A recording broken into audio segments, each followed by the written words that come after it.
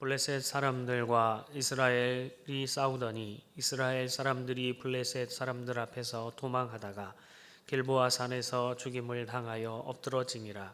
블레셋 사람들이 사울과 그 아들들을 추격하여 블레셋 사람들이 사울의 아들 요나단과 아비나답과 말기수아를 죽이고 사울을 맹렬히 치며 활 쏘는 자가 사울에게 따라 미치매 사울이 그 쏘는 자로 말미암아 심히 다급하여 사울이 자기의 무기를 가진 자에게 이르되 너는 칼을 빼어 그것으로 나를 찌르라 하매 할례받지 못한 자들이 와서 나를 욕되게 할까 두려워하노라. 그러나 그의 무기를 가진 자가 심히 두려워하여 행하기를 원하지 아니하매 사울이 자기 칼을 뽑아서 그 위에 엎드려지니 무기 가진 자가 사울이 죽는 것을 보고 자기도 칼에 엎드러져 죽으니라. 이와 같이 사울과 그의 세 아들과 그 온 집안이 함께 죽으니라. 골짜기에 있는 모든 이스라엘 사람들이 그들의 도망한 것과 사울과 그의 아들들이 다 죽은 것을 보고 그 성읍들을 버리고 도망하며 블레셋 사람들이 와서 거기에 거주하니라. 이튿날에 블레셋 사람들이 와서 죽임을 당한 자의 옷을 벗기다가 사울과 그의 아들들이 길보아 산에 엎드러졌음을 보고 곧 사울의 옷을 벗기고 그의 머리와 갑옷을 가져다가 사람을 블레셋 땅 사방에 보내 모든 이방 신전과 그 백성에게 소식을 전하고 사울의 갑옷을 그들의 신전에 두고 그의 머리를 다곤의 신전에 단지라. 길랏 야베스 모든 사람이 블레셋 사람들이 사울에게 행한 모든 일을 듣고 용사들이 다 일어나서 사울의 시체와 그의 아들들의 시체를 거두어 야베스로 가져다가 그곳 상수리 나무 아래로 그 해골을 장사하고 7일간 금식하였더라. 사울이 죽은 것은 여호와께 범죄하였기 때문이라. 그가 여호와의 말씀을 지키지 아니하고 또 신접한 자에게 가르치기를 청하고 여호와께 묻지 아니하였으므로 여호와께서 그를 죽이시고 그 나라를 이새의 아들 다윗에게 넘겨 주셨더라. 아멘. 아이를 키우다 보면 종종 보게 되는 모습이 있습니다. 그 결과가 빤히 보임에도 불구하고 자기의 생각과 기준을 가지고 자기 멋대로 일을 진행하는 것입니다. 한 번만 물어보거나 확인만 하면 실패하지 않고 안전하게 그리고 온전하게 만들 수 있음에도 불구하고 어른들의 조언을 무시한 채 자신의 뜻대로 또 자신만만하게 행하다가 실패하는 모습을 종종 보게 됩니다. 이런 모습은 비단 어린 아이들만의 모습은 아닙니다. 어른들도 보면 너무나 익숙한 것이어서 또는 자존심에 또는 자신의 것을 잃어버리지 않기 위해서 악착같이 자기가 행하려고 하는 모습을 보입니다. 그런 어른들이 행하는 것 중에 대부분은 항상 실패하거나 수치를 당하게 되는 것을 또한 보게 됩니다. 왜 그럴까요? 자존심 또 아집과 고집이 겉으로 드러난 결과가 바로 우월감과 열등감입니다. 자신이 우월하다고 생각하기에 다른 사람의 의견을 듣지 않습니다. 열등감으로 누구에게든지 물을 만한 자신도 없고 자존감도 없어집니다. 이 우월감과 열등감은 모두 교만에서부터 나옵니다. 그 근원이 같다라는 것이죠. 우월함은 자기 스스로가 다른 이들에 비해 높다고 생각하는 것입니다. 열등감은 자신은 원래 그런 사람이 아닌데 자기보다 더 나은 사람들을 보니 속이 상하는 것이고 자신이 더 그들보다 못하다는 것에 대한 마음이 그래서 겸손해지는 것이 아니라 그 분노와 화가 또 치밀어 오르는 것이죠. 그래서 우월감이나 월등감에 빠지는 사람은 모두 교만한 것입니다. 오늘 처음엔 겸손했지만 후에 교만해진 한 사람의 이야기 그리고 결국 멸망이라고 하는 결과를 낳은 한 사람 이야기가 나옵니다. 바로 사울입니다. 그는 기스라고 하는 북이스라엘에서 유력한 사람, 곧 유명하고 능력 있는 사람의 아들로 태어났습니다. 준수한 소년이라 이스라엘 자손 중에서 그보다 더 준수한 자가 없고 키는 모든 백성보다 어깨 위만큼 컸다고 사무엘상 9장 2절에 사울을 소개하고 있습니다. 얼마나 준수한지 그만한 사람이 없다 할 정도입니다. 10장 24절에서는 그와 짝할 사람이, 그와 비등하게 견줄 사람이 없다 할 정도로 굉장히 준수하고 멋있는 그런 사람입니다. 그래서 그는 너무나 겸손했었죠. 그래서 그를 왕으로 추대하려고 할 때 심지어 사무엘이 와서 제비를 뽑고 그가 뽑혔음에도 불구하고 그는 짐 뒤에 숨어 있는 그런 나약하고 아주 겸손한 사람이었습니다. 그런 그가 오늘 함께 읽은 본문을 보면 길보아 전투에서 자신과 세 아들과 함께 전쟁에 나가 모두 죽음을 맞이하면서 사울 가문의 몰락을 가져오게 되는 것을 봅니다. 그 이유는 13절과 14절에 나옵니다. 한번 다시 봉독하겠습니다. 13절과 14절입니다. 사울이 죽은 것은 여호와께 범죄하였기 때문이라. 그가 여호와의 말씀을 지키지 아니하고 또 신접한 자에게 가르치기를 청하고 여호와께 묻지 아니하였으므로 여호와께서 그를 죽이시고 그 나라를 이새의 아들 다윗에게 넘겨주셨더라. 그가 여호와께 범죄하였기 때문입니다. 근데 그 범죄하는 것은 두 가지를 말씀하고 있습니다. 첫째는 하나님의 말씀을 지키지 아니한 것, 그리고 둘째는 하나님 앞에 묻지 않은 것, 그리고 신접한 자에게 가서 나에게 가르치라 라고 청했던 것이 하나님 앞에 범죄함이 되었다. 그래서 그는 죽음을 맞이하게 되었다라고 말씀하시는 겁니다. 그리스도인들은 삶의 기준이 항상 말씀이 되어야 합니다. 그런데 이건 너무나 우리가 잘 알고 있음에도 불구하고 잘 안 되는 것 중에 하나가 바로 그것입니다. 말씀을 따라 움직여야 합니다. 가라고 하면 가고 멈추라 하면 멈출 뿐만 아니라 손해보라고 하면 손해보고 맞으라고 하면 맞아야 하는 것입니다. 그것이 말씀을 지키는 것입니다. 나에게 유익이 되는 것만 붙잡고 나에게 손해가 되는 것은 기꺼이 내버리는, 그것은 말씀을 지키는 것이 아닙니다. 그러나 여러분, 요나와 같이 하나님의 말씀을 지키지 않고 반대로 가려고 하는 것이 우리의 모습입니다. 특히나 우리에게 손해가 올거나 우리가 해를 입게 될 때는 꼭 말씀을 지키지 않으려고 합니다. 그러나 하나님은 그런 우리를 내치지 않으십니다. 우리를 사랑하시고 그런 우리를 다시 하나님의 말씀 앞에 서도록 또 이끄시는 것이 하나님의 은혜요, 하나님의 선택받은 자들의 특권이고 축복인 줄 믿습니다. 그 말씀을 지켜갈 수 있기를 간절히 바랍니다. 또한 그리스도인들은 무엇이든지 하나님께 물어야 합니다. 다른 사람이나 다른 우상을 찾아가서는 안 됩니다. 여러분, 재미로라도 신문에 나오는 오늘의 운세 이런 거 보시지 마시기 바랍니다. 그런 거 보지 않는다고 해도 간간 이렇게 종종 만나게 되는 분이 있는데, 그런 분들은 무슨 분이냐, 어떤 분들이냐면 기도 많이 하시는 분이라, 그래서 무엇인가 예언을 해주고 기도해 주시고 무엇인가를 말씀해 주는 분들이 계시다고 하면 찾아가는 겁니다. 여러분, 그러지 마십시오. 자고로 예언의 은사라는 것은 무슨 점쟁이들처럼 앞날의 이야기를 하는 것이 아닙니다. 그 사람의 어떤 앞날의 일을 미리 말해주는 것, 그것이 예언의 은사가 아닙니다. 이 예언의 은사는 구약시대 그 선지자들에게 하나님이 주셨던 은사인데, 선지자들이 했던 일은 무엇이냐면 하나님의 백성에게 하나님의 말씀을 전하는 사명을 감당한 자들입니다. 그들이 감당했던 하나님의 말씀은 두 가지예요. 하나는 심판과 하나는 평안입니다. 그래서 사무엘이 이새에게 가니까 이새가 뭐라고 물어봐요? 평안입니까? 라고 묻지요.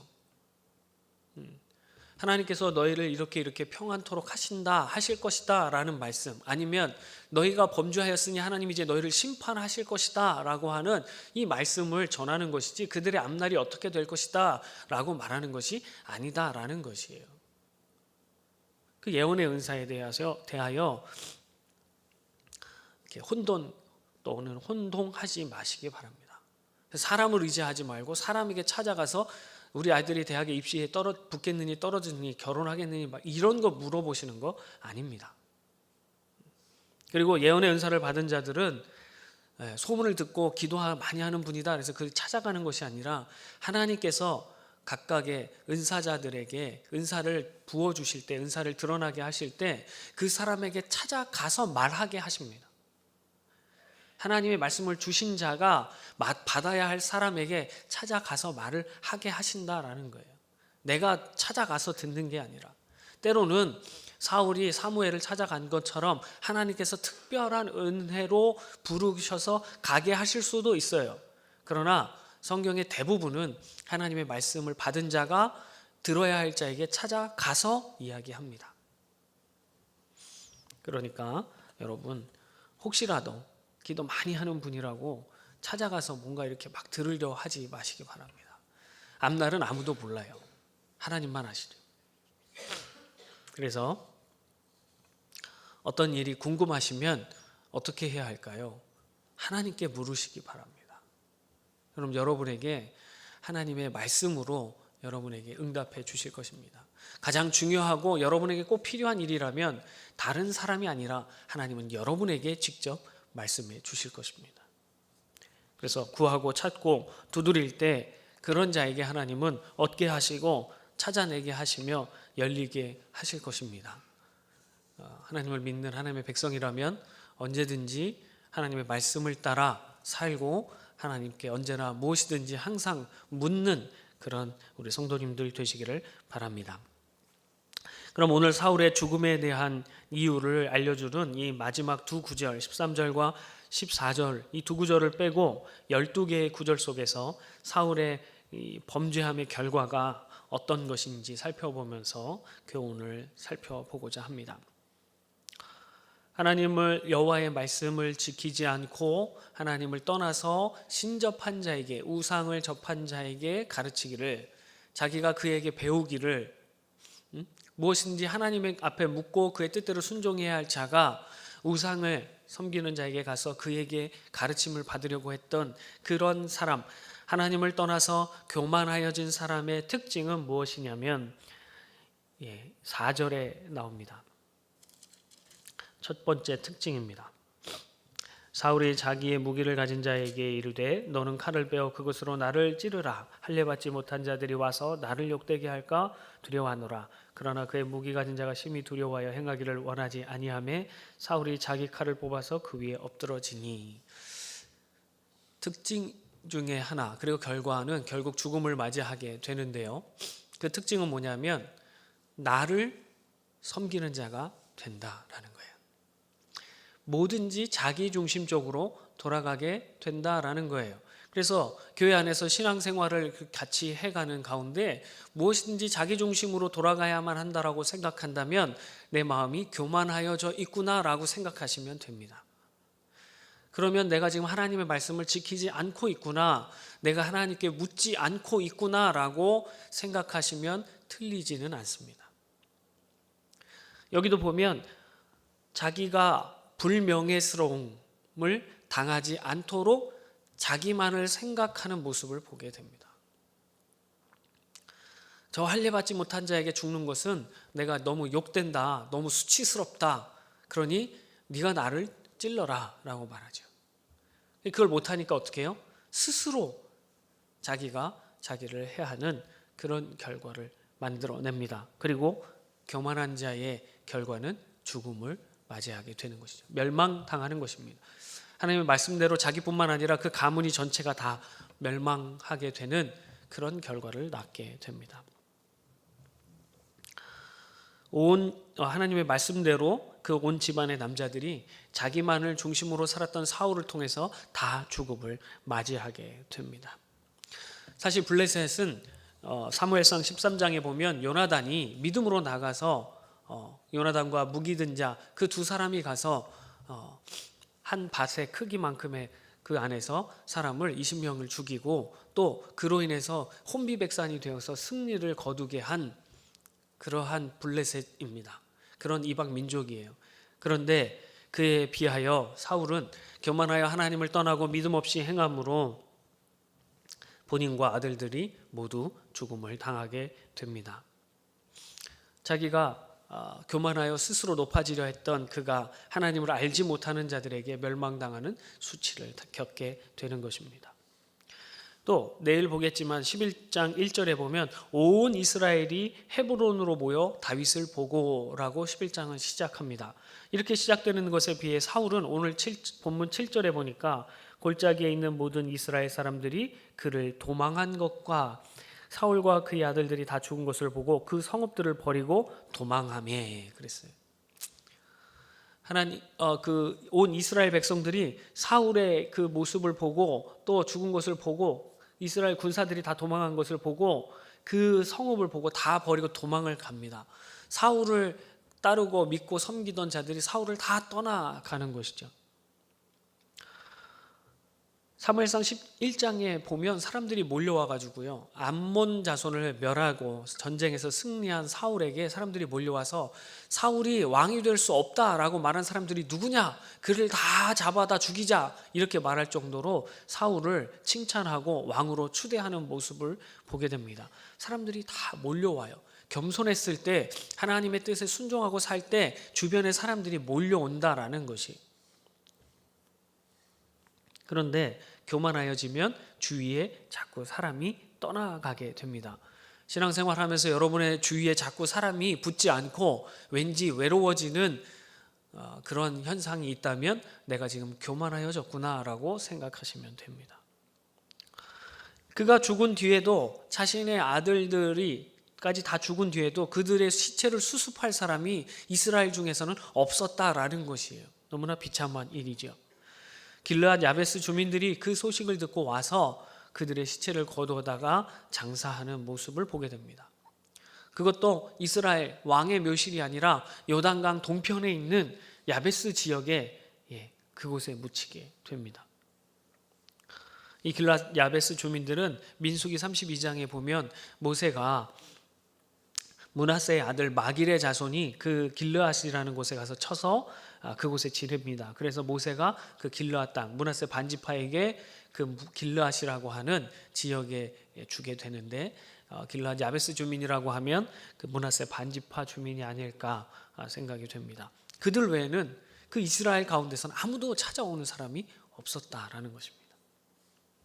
또 10절에 보면 사울의 머리가 다곤 신전에 걸렸다고 말합니다. 우리 말씀을 많이 읽으시는 분들 아시겠지만 다곤 신전은 전에 블레셋과의 전쟁에서 이스라엘이 법궤를 빼앗겼을 때 법궤를 거기다 놨던 곳입니다. 그런데 법궤를 놨을 때 다곤 신이 어떻게 해요? 떨어져 갖고 얼굴을 땅에 대고 이렇게 있었습니다. 그래서 그걸 다시 세워놨더니 그 다음 날은 어떻게 해요? 팔다리가 다 잘려지고 몸통만 땅바닥에 법궤 앞에 엎드러져 있는 그런 모습을 보게 되지요. 그곳에 이스라엘 초대 왕의 머리가 걸리는 수치를 당하게 됩니다. 비웃음거리가 되는 것이죠. 하나님을 떠난 자는 자기만을 높이려 하고 교만하고 자기중심적인 삶을 살게 됩니다. 또 그래서 결국 모두 죽음을 온전한 멸망을 맞이하게 됩니다.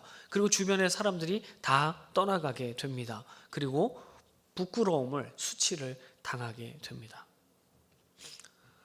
그러나 사랑하는 성도 여러분, 누구든지 주의 이름을 부르는 자는 구원을 얻으리라 라고 말씀하시고 있습니다. 날마다 순간마다 주님의 이름을 부르는 그런 우리가 되기를 바랍니다.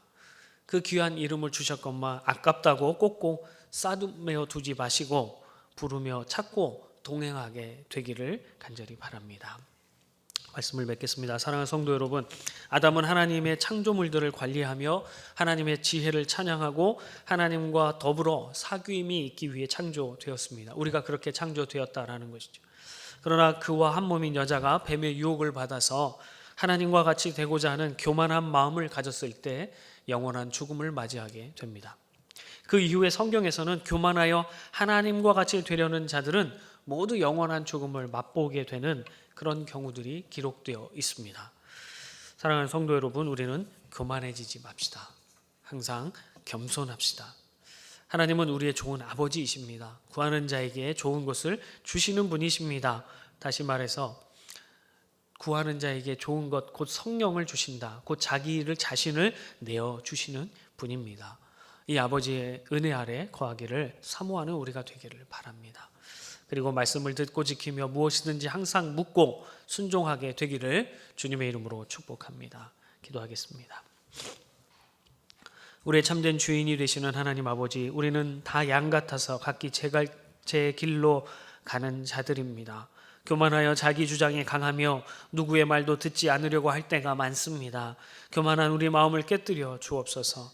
늘 겸손하여 하나님의 말씀이 무엇이라 말씀하시는가 듣고 지키기를 힘쓰게 하시고 무엇이든지 하나님의 뜻을 찾고 구하는 우리들이 되게 하여 주옵소서. 예수님의 이름으로 기도드립니다. 아멘.